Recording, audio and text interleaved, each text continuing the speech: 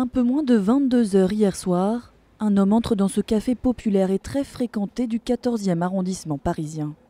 Il détient une arme de poing type revolver ou pistolet. Certaines sources disent qu'il était accompagné d'un ou deux complices, d'autres pas. Mais en tout cas, il est le seul à tirer. On a entendu 2 coups de feu et ensuite un petit instant il y a eu 3 autres coups de feu. Donc on est sorti sur le balcon, là on a vu des gens courir et on a compris que c'était assez grave parce qu'on a vu une civière rentrer. 2 personnes assises en terrasse ont été touchées, un homme mort sur le coup et une femme décédée dans l'ambulance. C'est un couple qui fréquente apparemment régulièrement cet établissement et qui sont connus pour ne pas avoir de problème particulier. Mais selon un syndicat de policiers, le jeune homme âgé d'une vingtaine d'années serait défavorablement connu des services de police. Nathalie Kosciusko-Morizet, candidate à la mairie de Paris implantée dans le 14e arrondissement, est rapidement arrivée sur les lieux.